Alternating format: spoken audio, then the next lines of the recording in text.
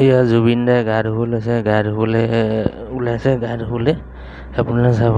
মানুহজন দেশখনত বেমাৰ আগতে লাগি আছে বাৰু, গা ভাল নাইকিয়া নকৰা বেমাৰ হৈছে বুলি লাগিছে। তেওঁ বাকী লগত থকা কেইজনে মনা কৰিব লাগিছিলে, গা চা ধুবলৈ দিব নালাগে।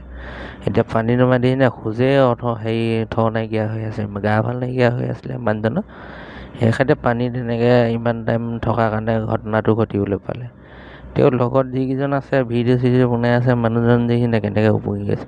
সম্ভৱ ভাগৰ লাগিছে আৰু মানে গা ভাল নাইকিয়া মানুহ না, পানী এনেকুৱা কৰা কাৰণে। আৰু জুবিন দা আমাৰ অসমৰ প্ৰিয় আছিলে, গান চান গোৱা ইমান ধুনীয়া মানে গানবিলাক। মানুহজন ঢুকাৰৰ পিছতো মনত গানবিলাকৰ শুনিলেই মনত পৰি থাকে। এনেকৈ মনত মানে যেতিয়া গানবিলাক যিবোৰ গান বজি আছে ইফালে মানে আজিৰ পৰা শুনিব নাপাওঁ। অসমত বহুত দুখ লাগিছে মনত, বহুত দুখ। কি কৰিব এতিয়া, উপায় নাই।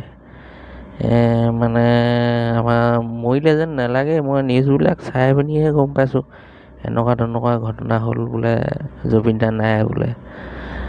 মানে এনেকুৱা বেয়া লাগিছে কি ক'বা।